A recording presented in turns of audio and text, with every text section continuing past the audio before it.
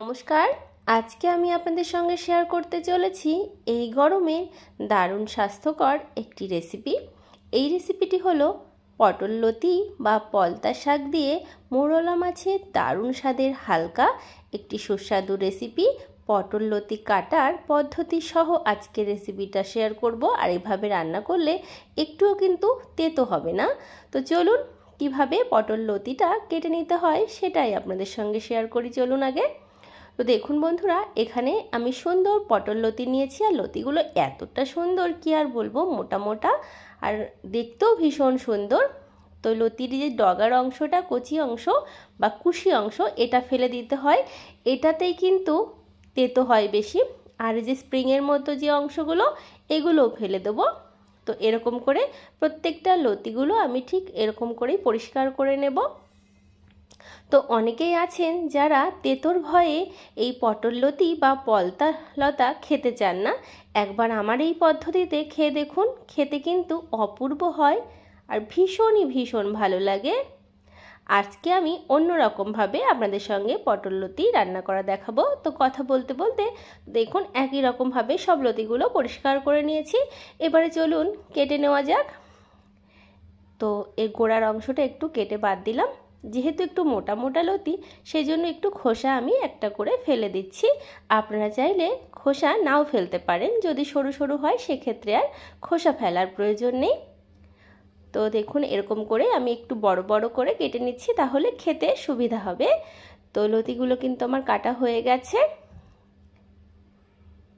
তো আপনারাও ঠিক এরকম করে কেটে নেবেন। পাতাগুলো আমি ছিঁড়ে ছিঁড়ে দিয়ে দিয়েছি। এবারে আলু দেব, দুটো আলু নিয়েছি, আলু খোসা ছাড়িয়ে কেটে নিচ্ছি। আর আলুগুলো আমি একটু সরু সরু করে কাটবো, যেহেতু এটা গা মাখা চচ্চড়ি হবে। তো সরু সরু করে কাটলেই খেতে বেশি ভালো লাগবে। আপনারা আপনাদের পছন্দ মতো কেটে নিতেই পারেন। তো আলুগুলো আমি সরু করে কেটে নিচ্ছি। তো রেসিপিটা সম্পূর্ণ দেখার অনুরোধ রইল। তো আলুটা আমার সরু করে কাটা আছে, মানে কাটা হয়ে গেছে। বাকি আলুটাও আমি এরকম করে সরু করে কেটে নিয়ে ফিরে আসছি। কেটে জলে দিয়ে দিয়েছি, না হলে লাল হয়ে যাবে। তো আলু আর পটল লতি বা পলতা শাক আমি ভালো করে ধুয়ে নিয়ে ফিরে আসবো একেবারে রান্নার সময়। তো এখানে আমি মোরলা মাছ নিয়েছি। মাছগুলো ভালো করে বেছে ধুয়ে পরিষ্কার করে নিয়েছি। আর ছোট মাছ দিয়ে এই রেসিপিটা করলে খেতে বেশি সুস্বাদু হয়। আর ছোট মাছ খাওয়ার উপকারিতা তো সকলেই জানি। নুন দিয়ে দিলাম আর হলুদ গুঁড়ো দিয়ে দিলাম, দিয়ে মাছগুলো ভালো করে মেখে নিচ্ছি। আর এই গরমে যত হালকা রান্না খাওয়া যায় ততই কিন্তু আমাদের শরীরের জন্য উপকারী। তো মাছগুলো কিন্তু ভালো করে মেখে নেওয়া হয়ে গেছে। এবারে একটা কড়াই বসিয়ে দিয়েছি। কড়াইতে দিচ্ছি সর্ষের তেল। রান্নাটা সর্ষের তেলে করার চেষ্টা করবেন, তাহলে খেতে বেশি ভালো হবে। তেলটা ভালো করে গরম করে মাছগুলো দিয়ে দিলাম। আর মাছগুলো উল্টে পাল্টে আমি একটু লাল লাল করে ভেজে নেব, তাহলে খেতে বেশি ভালো লাগবে। তো বন্ধুরা, আপনারা যে কোনো ছোটো মাছ দিয়েই কিন্তু এই রেসিপিটি করে খেতে পারেন। তো মাছের এক পাশ ভাজা হয়ে গেছে, উল্টে পাল্টে আমি একটু মুচমুচে করে একটু ভেজে নিচ্ছি। তো মাছগুলো বেশ সুন্দর করে আমার লাল করে ভাজা হয়ে গেছে। একটা পাত্রে তুলে নিচ্ছি। কড়াইতে আমি সর্ষের তেল পরিমাণ মতো দিচ্ছি, খুবই সামান্য তেলে, আর কোনো রকম মশলা ছাড়াই রান্নাটা হবে। তেলটা গরম করে ফোড়নে দিলাম গোটা জিরে আর কিছুটা রসুন থেতো করে দিয়েছি। যারা রসুন খান না স্কিপ করতে পারেন, তবে একটু রসুন ফোড়ন দিয়ে করবেন, খেতে অপূর্ব লাগবে খেতে। রসুনটা ভালো করে ভেজে নিয়েছি। সরু করে কেটে রাখা আলু আর সাথে চেরা কয়েকটা কাঁচা লঙ্কা দিচ্ছি।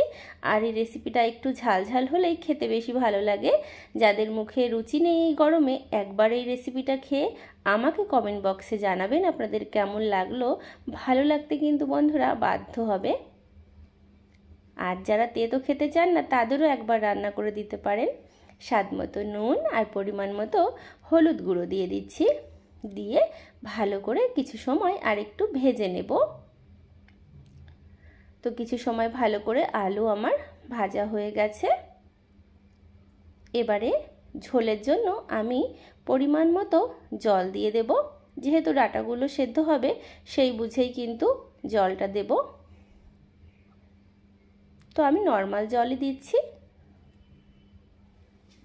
একটু জলটা একটু বেশি দিয়েছি, তবে খুব বেশি নয়, ডাঁটাগুলো সেদ্ধ হবে সেই বুঝেই জলটা দিলাম। একটু নাড়াচাড়া করে ঢাকা দিয়ে রেখে দেবো যতক্ষণ না ঝোলটা ভালো মতো ফুটে উঠছে, ততক্ষণ ঢাকনাটা কিছুক্ষণ পরে নামিয়ে নিলাম।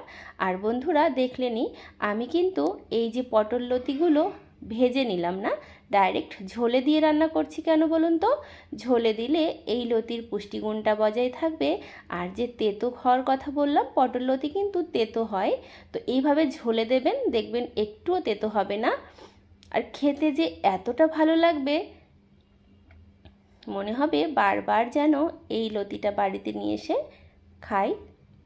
তো ঢাকা দিয়ে রেখেছিলাম কিছুক্ষণ, ঢাকনাটা নামিয়ে আপনাদের দেখাচ্ছি লতি আলু খুব সুন্দর সেদ্ধ হয়ে গেছে।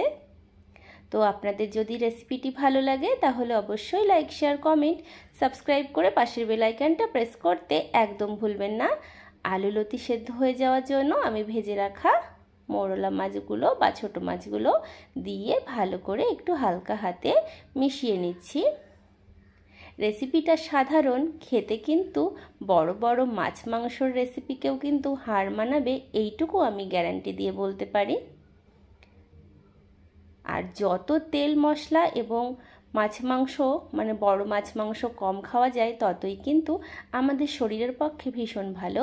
রান্নাটা দেখলেন তো খুব সহজে হয়ে গেল, কোনো রকম অতিরিক্ত তেল মশলা ছাড়া তৈরি হয়ে গেল পটল লতি মৌরলা মাছ দিয়ে গা মাখা চচ্চড়ি বা ঝোল।